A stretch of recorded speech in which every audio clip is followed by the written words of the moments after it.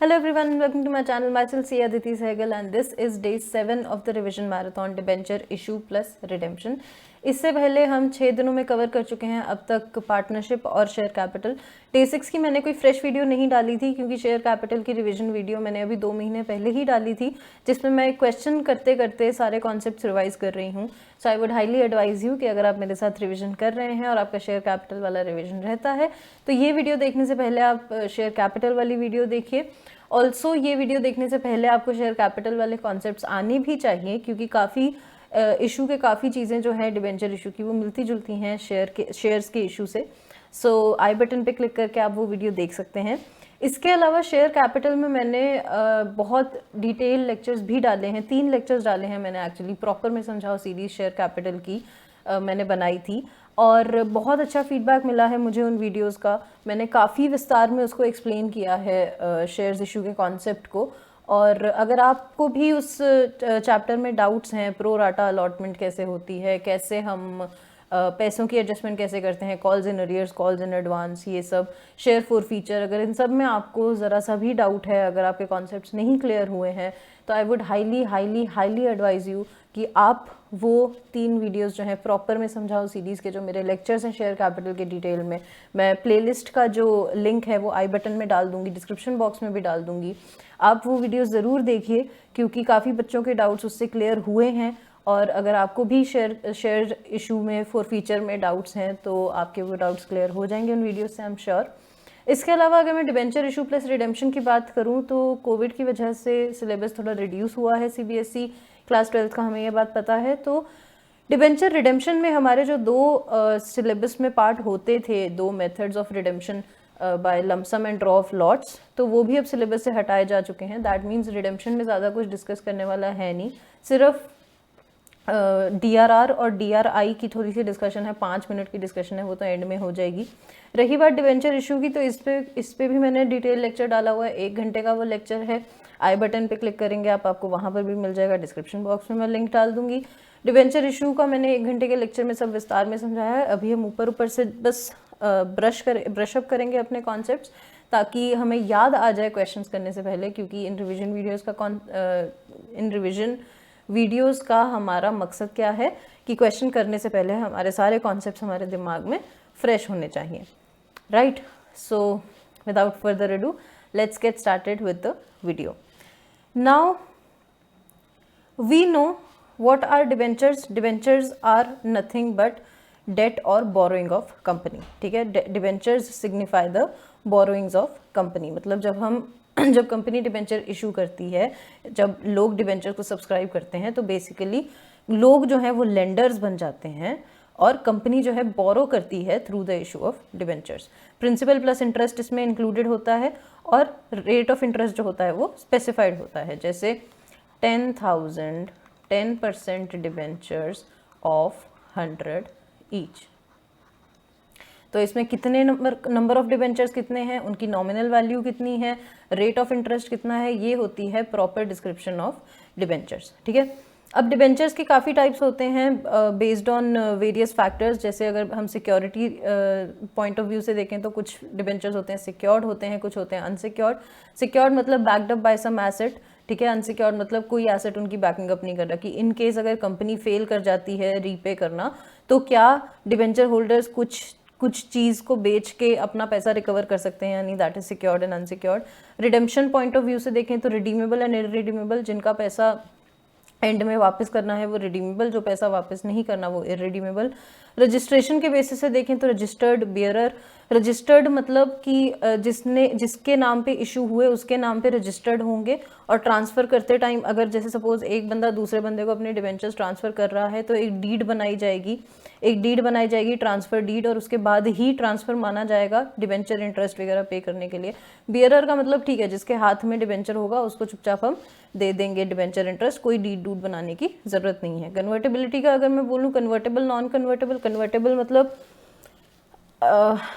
And of the tenure, debentures का जो tenure होता है उसके ख़त्म होने पे debentures will be converted to shares, अगर ऐसा क्लॉज है तो वो होंगे कन्वर्टेबल, नॉन कन्वर्टेबल मतलब उनके बदले में कैश देना है या फिर वो इररिडीमेबल होंगे, right. Priority of repayment, first debenture second debenture, नाम से ही पता चल रहा है फर्स्ट डिवेंचर मतलब वो सेकंड डिवेंचर से पहले रीपे होंगे, सेकंड डिवेंचर का मतलब वो फर्स्ट डिवेंचर के बाद रीपे होंगे।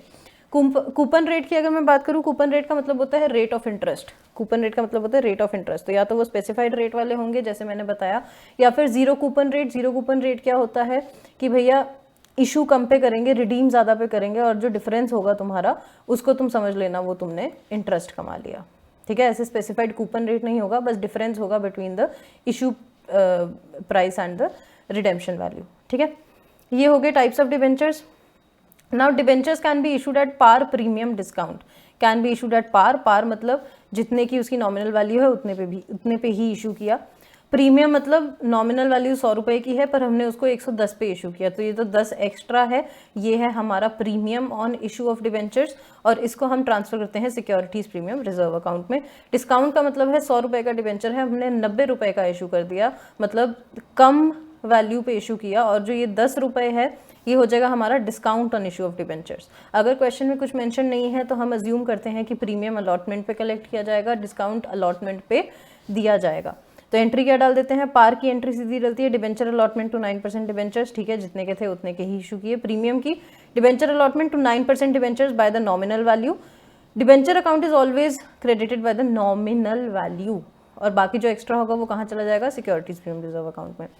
और डिस्काउंट की अगर मैं बात करूं तो debenture allotment, discount on issue of debentures account debited to 9% debentures by the total, मतलब जो नॉमिनल वैल्यू होगी डिवेंचर अकाउंट हमेशा उसी से क्रेडिट होगा।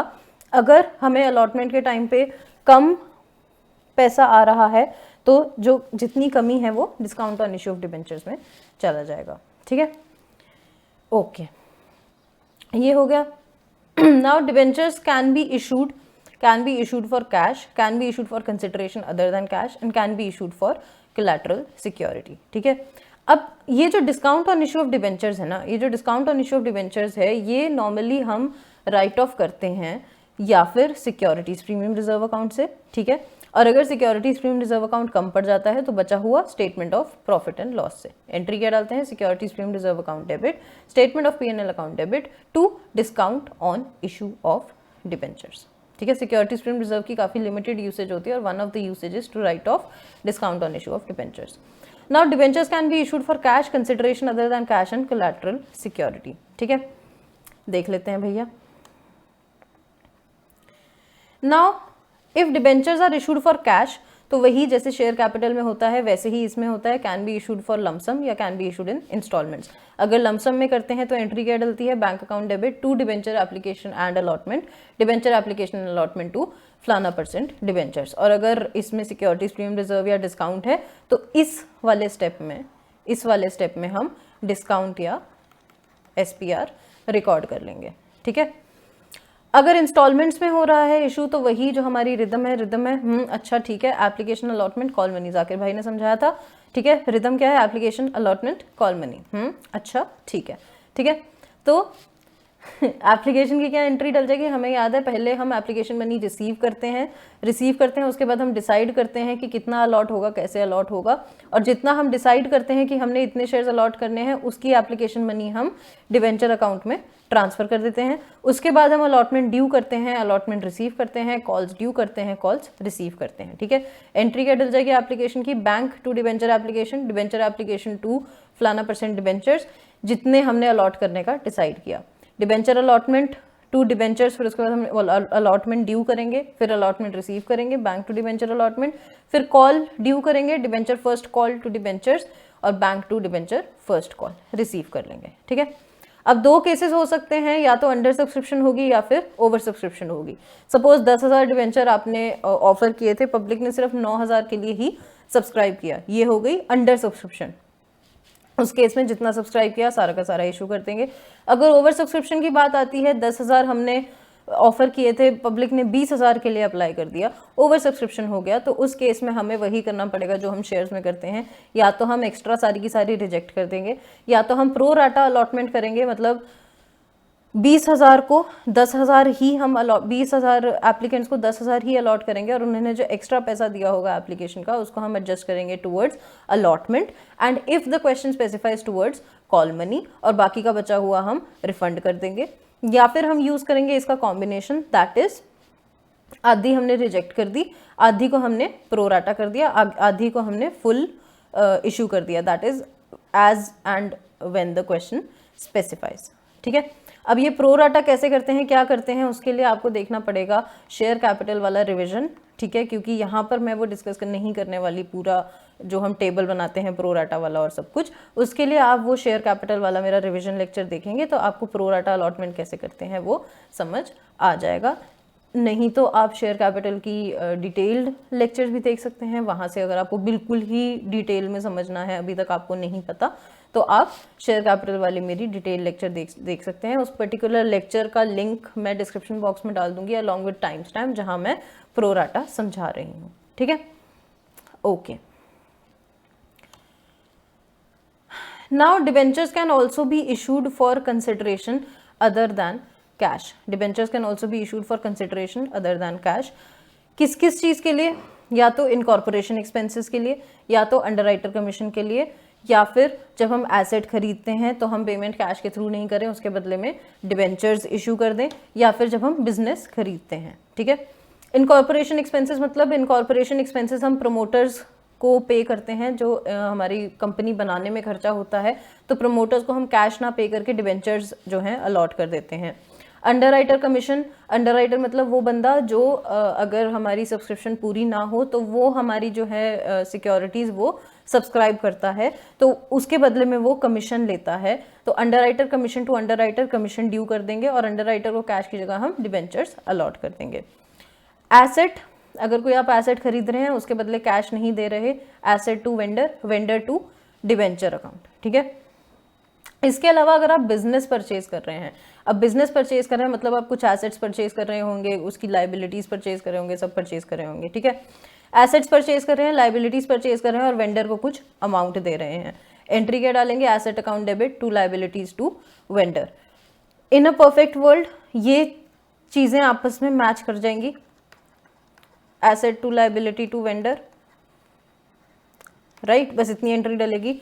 बट हो सकता है कि आप वेंडर को अमाउंट ज़्यादा दे रहे हैं, सपोज एसेट्स 1 लाख के हैं, ठीक है, लाइबिलिटीज 20,000 की हैं, टेक्निकली आपको वेंडर्स को 80,000 एक्स्ट्रा देने चाहिए। सपोज यहाँ आप वेंडर्स को 80,000 नहीं 1 लाख दे रहे हैं, दैट मीन्स आप 1 लाख के एसेट्स के बदले अगर आप आउटसाइड लाइबिलिटीज हटा दें तो आपका 80,000 अमाउंट बनता है नेट एसेट्स का, उसके बदले में आप 1 लाख रुपए दे रहे हैं, तो जो आप 20,000 रुपए एक्स्ट्रा दे रहे हैं वो आप दे रहे हैं गुडविल के। आप जो बिजनेस खरीद रहे हैं उसका मार्केट में एस्टैब्लिश्ड नाम है, उसके पैसे दे रहे हैं, परचेज्ड गुडविल है ये। ठीक है, तो उस केस में आप अगर ज़्यादा पैसे दे रहे हैं वेंडर को, तो वो ज़्यादा आप किसके लिए पे करें, गुडविल के लिए पे कर रहे हैं। एक उल्टा केस हो सकता है कि 1 लाख के एसेट्स थे, उसके अगेंस्ट लाइबिलिटीज जो थी वो 20,000 की थी और वेंडर को आपको 80,000 पे करने चाहिए थे, पर वेंडर को आप पे कर रहे हैं सिर्फ 60,000। दैट मीन्स 20,000 आप कम पे कर रहे हैं, तो वो कम पे जो आप कर रहे हैं वो आपका क्या हो गया, कैपिटल प्रॉफिट। और कैपिटल प्रॉफिट हम कहाँ ट्रांसफर करते हैं, कैपिटल रिजर्व अकाउंट में। ठीक है, ये एंट्री डल जाएगी और वेंडर को जितना पैसा आपने देना है उसको आप पैसे की जगह जो है डिबेंचर्स अलॉट कर देंगे। नंबर ऑफ डिबेंचर्स कैसे निकालेंगे कि कितने डिबेंचर्स अलॉट करने हैं, that will be purchase consideration, that is जिस अमाउंट से आप वेंडर अकाउंट को क्रेडिट कर रहे हैं, purchase consideration divided by issue price of debenture. मतलब डिबेंचर को 1 डिबेंचर 100 रुपए का है, 110 रुपए का है या 90 रुपए का है, उस इशू प्राइस से आप जब टोटल परचेज कंसिडरेशन को डिवाइड करेंगे तो आपका आ जाएगा number of debentures to be issued. ठीक है, अब उसके हिसाब से या तो आपका डिस्काउंट आएगा, तो वेंडर डिस्काउंट 2% डिवेंचर्स, या फिर अगर हो सकता है आप सिक्योरिटीज मतलब सिक्योरिटीज प्रीमियम रिजर्व में डाल रहे हैं पैसा, प्रीमियम में इशू कर रहे हैं डिवेंचर्स, तो एंट्री डल जाएगी vendor account debit to debentures to securities premium reserve. ठीक है, कहाँ कहाँ हो जाते हैं अदर देन कैश में? इनकॉर्पोरेशन एक्सपेंसेस के लिए, अंडरराइटर कमीशन पे करने के लिए अंडरराइटर को हम इशू कर सकते हैं, एसेट खरीदते टाइम वेंडर को इशू कर सकते हैं, या बिजनेस खरीदते टाइम परचेज कंसिडरेशन को पे करने के लिए हम डिबेंचर्स जो हैं इशू कर सकते हैं। अब डिबेंचर्स दिखाए कहाँ जाते हैं? डिबेंचर्स जो है कंपनी के लिए बोरोइंग होती है, तो बैलेंस शीट में इक्विटी एंड लायबिलिटी में, नॉन करंट लायबिलिटीज में, लॉन्ग टर्म बोरोइंग्स में दिखाए जाते हैं अगर उनकी maturity date is more than 12 months, ठीक है, या फिर शॉर्ट टर्म बोरोइंग्स में दिखाए जाते हैं अगर उनकी maturity date is less than 12 months, ठीक है। उसके अलावा अदर करंट लायबिलिटीज में दिखाए जाते हैं डिबेंचर्स का वो वाला part that is due for redemption in the next 12 months. मतलब सपोज जैसे आपने 10 साल का कोई डिबेंचर जो है आपने 10 साल के लिए इशू किया है, and part of that debenture is due for repayment in the next year suppose, तो उस केस में जितना तो आपका लॉन्ग टर्म वाला है वो लॉन्ग टर्म बोरिंग्स में दिखाया जाएगा, और जितना आपकी रीपेमेंट के लिए फॉल हो रहा है with in the next 12 months of balance sheet, ठीक है, मतलब जैसे अगर 31 मार्च 2020 को बैलेंस शीट बन रही है, तो 31 मार्च 2020 से लेकर 31 मार्च 2021 के बीच में अगर रिडेम्पशन डेट पड़ रही है, तो 31 मार्च 2020 वाली बैलेंस शीट की डेट में आप जो है उस पर्टिकुलर हिस्से को आप दिखाएंगे current maturities of long term debt में, other current liabilities, other current liabilities, और नोट्स टू अकाउंट्स में दिखाएंगे current maturities of long term debt, वो पोर्शन ऑफ डिबेंचर्स जो कि रिडेम्पशन के लिए ड्यू हो रहे हैं within the next 12 months of balance sheet date, ठीक है। ये हो गया debentures issued for consideration other than cash. अब अगर मैं बात करूं debentures issued as collateral security, कभी कभार ऐसा होता है कि सपोज बैंक से हमने लोन लिया, ठीक है, बैंक से हमने लोन लिया, पर बैंक ऐसे लोन नहीं देता, ठीक है, बैंक बोलता है कि अगर आप लोन ले रहे हैं तो आपको कुछ हमारे साथ सिक्योरिटी रखनी पड़ेगी, जैसे अगर आप सपोज कभी कभार ऐसे आपने सुना होगा ना, घर के कागज गिरवी रख दिए हमने लोन लेने के लिए, ये सब, ठीक है, तो वो जो गिरवी रखना होता है that is known as security, ठीक है, मतलब कोई भी लोन लेने के लिए आप कोई एसेट अपना एज अ सिक्योरिटी दे देते हैं कि इन केस अगर आपने डिफॉल्ट किया तो बंदा जो है वो एसेट बेच के आपका लोन अपना रिकवर कर सकता है। कोलैटरल सिक्योरिटी होती है over and above the main security, मतलब ये एडिशनल सिक्योरिटी दे रहे हैं हम बैंक को, कि बैंक को अभी भी भरोसा नहीं है, बैंक बोल रहा है कि ठीक है सिक्योरिटी ठीक है, अब कोलैटरल सिक्योरिटी भी हमें दो, कि अगर जो है आपने डिफॉल्ट कर दिया और आपका एसेट भी पूरा नहीं पड़ा तो हम क्या करेंगे, ठीक है। तो collateral security is additional security, ठीक है, और उसके लिए अक्सर क्या करते हैं, debentures are also issued as collateral security, कि अगर there is a default in payment of loan, तो उस लोन वाली बोरोइंग को रिप्लेस करके हम उसकी जगह आपको डिबेंचर्स इशू कर देंगे, और जैसे हम बाकी डिबेंचर होल्डर्स को पेमेंट करते हैं इंटरेस्ट वगैरह की, वैसे ही आपको भी पेमेंट की जाएगी, ठीक है। दो केसेस हैं, एक तो नो एंट्री पास्ड, अगर नो एंट्री पास्ड है तो सीधे आपने जहां लोन दिखाया बैंक वाला, या लॉन्ग टर्म लोन में टर्म लोन दिखाया जिसके अगेंस्ट आप कोलैटरल सिक्योरिटी इशू कर रहे हैं, उसके नीचे ब्रैकेट में आप ऐसे लिख देंगे सिक्योर्ड बाय इशू ऑफ इतने number of debentures of this % each as collateral security, ठीक है। ये तो हो गया नो एंट्री पास, कि बस आपने जिस लोन के लिए कोलैटरल इशू किया है उस लोन के नीचे ब्रैकेट में लिख दिया। दूसरा, अगर आप एंट्री पास करते हैं for debentures issued as collateral security, तो एंट्री जो पास होती है वो होती है डिबेंचर सस्पेंस टू 10%, 10% नहीं, मतलब जितने भी % ऑफ डिबेंचर्स आप इशू कर रहे हैं, ठीक है, डिबेंचर सस्पेंस टू डिबेंचर्स, ठीक है, ये एंट्री आप पास करेंगे on issue of debentures as collateral security.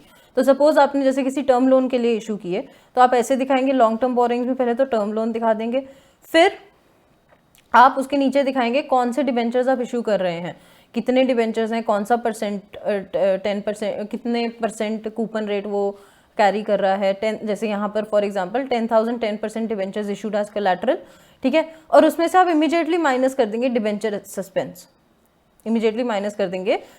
Suspense, तो बाहर वाले कॉलम में नील कुछ भी नहीं रहेगा, ठीक है, और आपका जो मेन अमाउंट दिख रहा होगा लॉन्ग टर्म बोरिंग्स का वो सिर्फ दिख रहा होगा टर्म लोन का।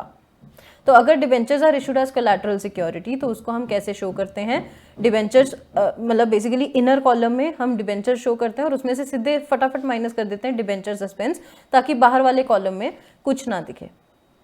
ठीक है, अब अगर तो सारा लोन ढंग से पे कर दिया, सब हो गया, कोई डिफॉल्ट नहीं हुआ, तो एंड में हम जब लोन पे हो गया, सब हो गया, लाइबिलिटी खत्म होगी टर्म लोन की, तो हम ये वाली एंट्री जो है रिवर्स कर देते हैं।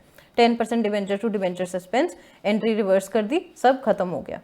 अब इन केस अगर डिफॉल्ट हो गया, तो आप क्या करेंगे, ये वाली एंट्री तो डालेंगे ही, खत्म करेंगे इसको, और फिर जो आपका लोन अकाउंट है, जो आउटस्टैंडिंग इंटरेस्ट अकाउंट है, उसको आप करेंगे डेबिट और रेज कर देंगे ये वाली लाइबिलिटी टू 10% डिबेंचर्स, मतलब उसके अगेंस्ट आप डिबेंचर्स इशू कर देंगे। समझ आया कि अगर तो डिफॉल्ट नहीं हुआ, चुपचाप एंट्री रिवर्स करो, खत्म करो कहानी। अगर डिफॉल्ट हो गया तो एंट्री रिवर्स करके आपको लाइबिलिटी रेज करनी पड़ेगी, मतलब ये वाली लाइबिलिटी को आपको ट्रांसफर करना पड़ेगा डिबेंचर्स में। तो आप कैसे करेंगे, जो लोन आपका बचा है पे करने वाला, जिसमें डिफॉल्ट किया, उसको करोगे डेबिट, जो आउटस्टैंडिंग इंटरेस्ट है उस लोन पे जो आपने नहीं पे किया उसको करोगे डेबिट, और क्रेडिट कर दोगे जो डिबेंचर्स आपने उसके अगेंस्ट इशू किए। ठीक है, ये हो गया debentures issued as collateral security. अब आपका आता है अगला interest on debentures. Interest on debentures, अब ये जो डिबेंचर्स हैं, डिबेंचर्स आपको पता है इनमें दो कंपोनेंट्स होते हैं, एक प्रिंसिपल और एक interest. Now interest on debentures is paid to debenture holders. ठीक है, अब क्या होता है, दो केसेस हैं, एक तो इंटरेस्ट पे हो रहा है without considering the TDS. TDS क्या होता है, टैक्स डिडक्टेड एट सोर्स। क्या होता है कि कंपनी जो इंटरेस्ट पे कर रही है डिबेंचर्स में, कंपनी के लिए तो खर्चा है, पर जो बंदा रिसीव कर रहा है उसके लिए क्या है, इनकम है, उसके लिए इनकम है। तो इनकम टैक्स एक्ट बोलता है कि भाई तुम ये जो इंटरेस्ट बांट रहे हो, ये जो इनकम बांट रहे हो लोगों में, इसको तुम ऑलरेडी टैक्स डिडक्ट करके लोगों के अकाउंट में डालो। जो टैक्स इस इनकम में लगना चाहिए वो डिडक्ट करके लोगों के अकाउंट में डालो। ठीक है, मतलब ठीक है, लोग साल के एंड में अपना इनकम टैक्स भरते रहेंगे, पर तुम जो हो एज अ कंपनी अपना पार्ट प्ले करो। तुम इंटरेस्ट क्रेडिट करने से पहले ही जो अमाउंट उस पर टैक्स का बनता है उसको टैक्स डिडक्टेड एट सोर्स के नाम से काटो उस इंटरेस्ट में से। ठीक है, बचा हुआ अमाउंट जो है डिबेंचर होल्डर को दे दो और ये टैक्स जो है हमें दे दो, ये बोलती है गवर्नमेंट। ठीक है, तो अगर तो हम टैक्स का पोर्शन नहीं है तो डिबेंचर इंटरेस्ट सीधा दे दिया जाएगा डिबेंचर होल्डर्स को, एंट्री डल जाएगी debenture interest to debenture holders to bank, और ये डिबेंचर इंटरेस्ट ट्रांसफर हो जाएगा स्टेटमेंट ऑफ पीएनएल में।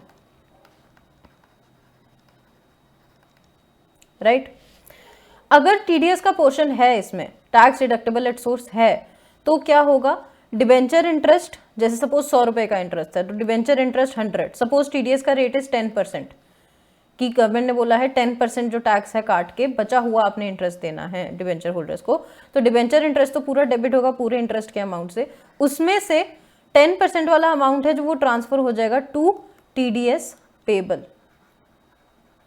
टीडीएस पेबल अकाउंट में ट्रांसफर हो जाएगा जो 10% इंटरेस्ट है, और बाकी जो बचा हुआ है वो चला जाएगा डिबेंचर होल्डर्स के नाम पे, टू डिबेंचर होल्डर्स बचे हुए अमाउंट से, that is interest minus TDS. और डिबेंचर होल्डर्स को जब हम ये इंटरेस्ट पे करेंगे तो एंट्री चली जाएगी debenture holders to bank by the amount of interest जो डिबेंचर होल्डर्स को गया, दैट इज ₹90।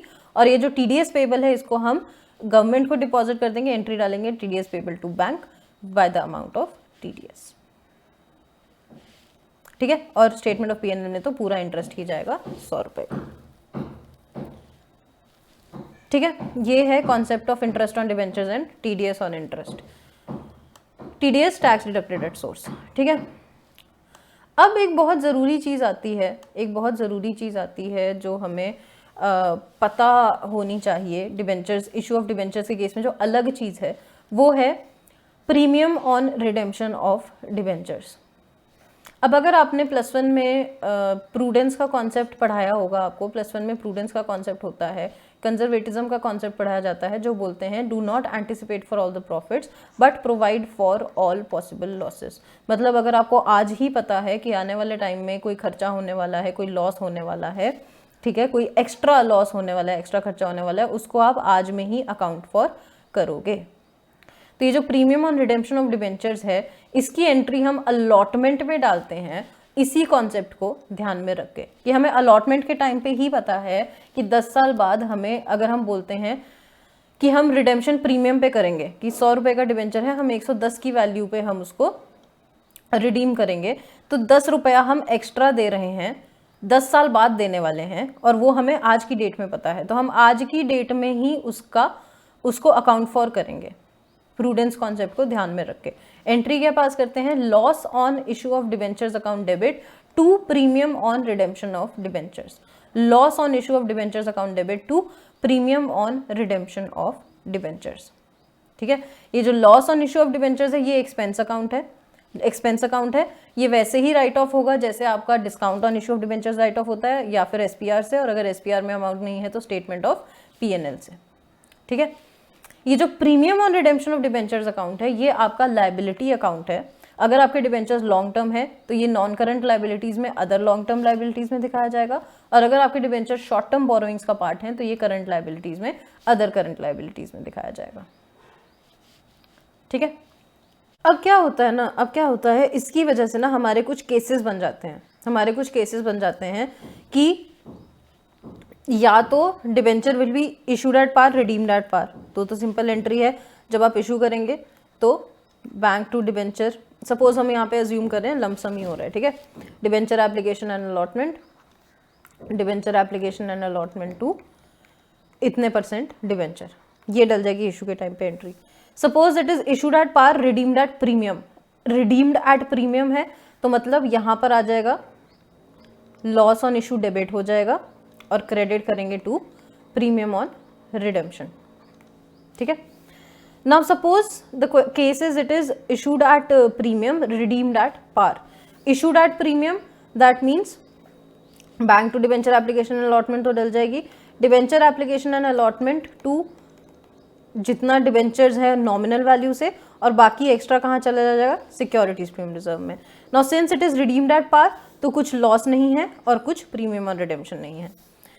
वहीं अगर it is issued at premium, redeemed at premium, तो उस केस में debenture application and allotment, loss on issue by the amount of premium on redemption.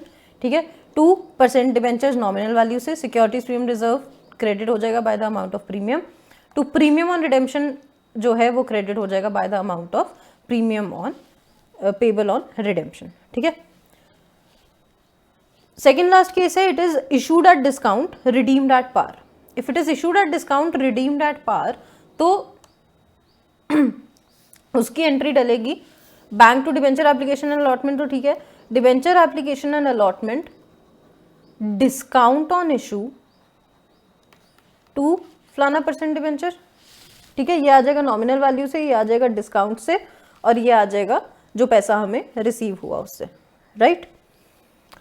अब last case है जो बहुत जरूरी है, discount on issue of debentures भी है और loss on issue of debentures भी है, मतलब it is being issued at discount and redeemed at premium.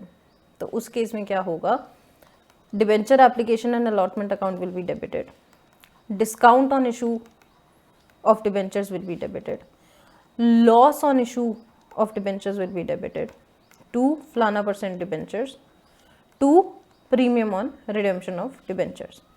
और यहाँ पर आ जाएगा आपका डिस्काउंट भी आ जाएगा जो आप इशू के टाइम पे कर रहे हैं, और जो आपने प्रीमियम पे रिडीम करना है उसकी वैल्यू भी आप यहाँ पर लिखेंगे। या तो आप ऐसा कर सकते हैं, या तो आप इन दोनों की जगह एक ही अकाउंट यूज कर सकते हैं, that is loss on issue of debentures, और उसको आप डेबिट करेंगे by both discount plus premium on redemption.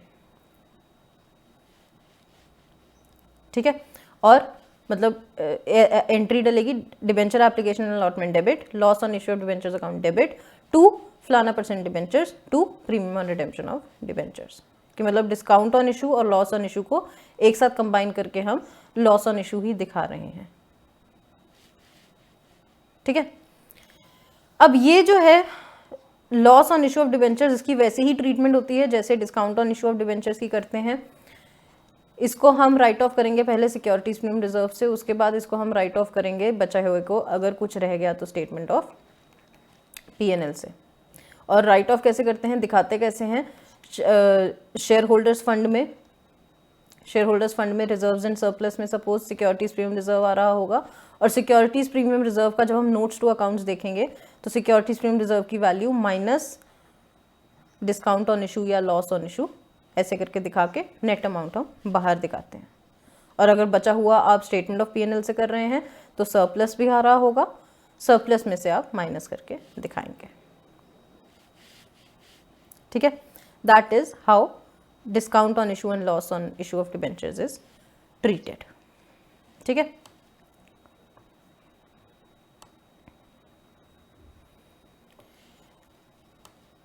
ये थे हमारे डिबेंचर्स चैप्टर का जो इशू ऑफ डिबेंचर्स है उसका थोड़ा जिस्ट, कि टाइप्स ऑफ डिबेंचर्स हमने पढ़ लिया, cash other than cash collateral पढ़ लिया, पार प्रीमियम डिस्काउंट पढ़ लिया, ओवर सब्सक्रिप्शन होती है तो क्या करते हैं पढ़ लिया, entry on allotment for redemption at premium पढ़ लिया, इंटरेस्ट ऑन डिबेंचर्स पढ़ लिया, treatment of loss discount on issue of debentures पढ़ लिया। इसी के साथ आपका इशू ऑफ डिबेंचर्स जो है वो कवर होता है। एक जो अब आपका रह गया है वो है डिबेंचर रिडेम्पशन रिजर्व, और जो DRI जो डिबेंचर रिडेम्पशन वाली इन्वेस्टमेंट होती है वो, उसको हम कैसे करते हैं, क्या करते हैं, वो रह गया है, वो हम अभी देख लेते हैं। अब बात रहेगी सिर्फ DRR और DRI की, debenture redemption reserve, debenture redemption investment.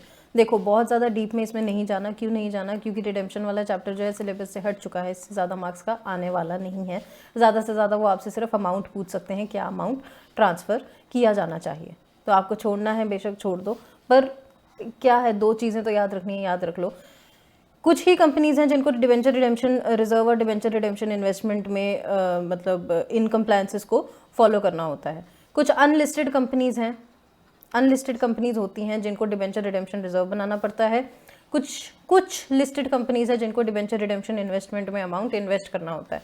Debenture redemption reserve क्या होता है कि भैया रिडेम्पशन शुरू होने से पहले हम चाहते हैं कि कुछ अमाउंट हमने सेट असाइड किया है out of profits to deal with the redemption, set aside किया out of profits to deal with the redemption. Now if the whole redemption is to be done out of profits, if it has been decided कि सारी की सारी redemption out of profits करनी है, तो सारा का सारा nominal value of debentures to be redeemed is to be transfer to DRR before redemption. Profits में से आप ट्रांसफर करोगे अमाउंट इनटू DRR, कितना करोगे, अगर आपने डिसाइड किया कि सारी रिडेम्पशन आपने आउट ऑफ प्रॉफिट्स करनी है तो सारा का सारा आप nominal value of debentures to be redeemed उतना अमाउंट रिडेम्पशन डेट से पहले आपका DRR में चला जाना चाहिए। DRR में अमाउंट कहाँ कहाँ से जा सकता है, जनरल रिजर्व से जा सकता है, ठीक है, सरप्लस से जा सकता है, that is balance of P&L, और एक और है डिविडेंड इक्वलाइजेशन रिजर्व। अभी बस याद रखो, डिविडेंड इक्वलाइजेशन रिजर्व यहाँ से जा सकता है, इन तीन चीज़ों से जा सकता है। ठीक है, तो एंट्री क्या आप पास करेंगे, जहाँ से भी आप ट्रांसफ़र कर रहे हैं उसको करेंगे डेबिट, जैसे सपोज जनरल रिजर्व से कर रहे हैं, P&L से कर रहे हैं, इसको करेंगे debit to debenture redemption reserve. अगर सारी की सारी रिडेम्पशन आउट ऑफ प्रॉफिट्स नहीं हो रही है, कुछ रिडेम्पशन आउट ऑफ कैपिटल भी हो रही है, तो उस केस में 10% of nominal value of debentures जो है, 10% of nominal value of debentures, इतना अमाउंट आपका डिबेंचर रिडेम्पशन रिजर्व में before the date of redemption transfer हो जाना चाहिए। ठीक है, और जब आपकी रिडेम्पशन हो गई, सब कुछ हो गया, रिडेम्पशन के टाइम पे एंट्री तो आप डिबेंचर टू बैंक डालेंगे ना, है ना, तो जब हो गया तो ये जो DRR वाला जो अमाउंट है ये आप दोबारा से ट्रांसफ़र कर देंगे जनरल रिजर्व में, और अगर आप पार्शियल रिडेम्पशन कर रहे हैं तो प्रोपोर्शनेट अमाउंट आप ट्रांसफ़र कर देंगे जनरल रिजर्व में। अगर मैं बात करूँ डिबेंचर रिडेम्पशन इन्वेस्टमेंट की, तो इसको मैं आपको डेट्स के साथ ही समझाऊंगी क्योंकि इसका जो कॉन्सेप्ट है वो डेट्स से ही लिंक्ड है।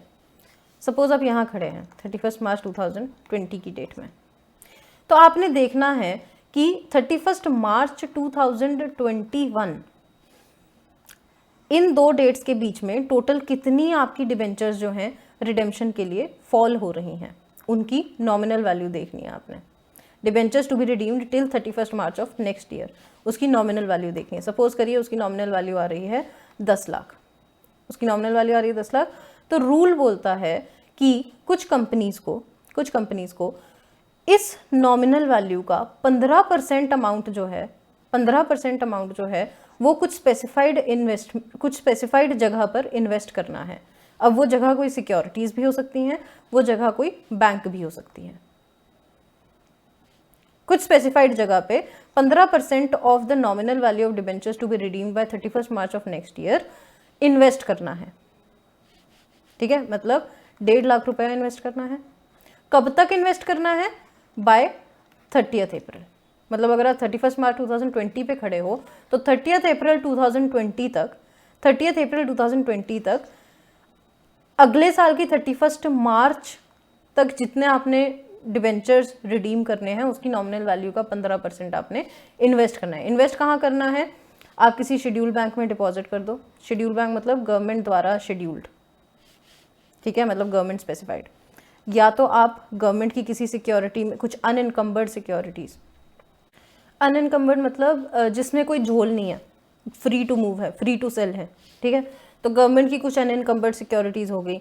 या फिर इंडियन ट्रस्ट एक्ट द्वारा स्पेसिफाइड कुछ कंपनीज हों, इंडियन ट्रस्ट एक्ट द्वारा स्पेसिफाइड कुछ कंपनीज हों, उनकी अनइनकम्बर्ड सिक्योरिटीज, ठीक है, उन सब में आपने इन्वेस्ट करना है।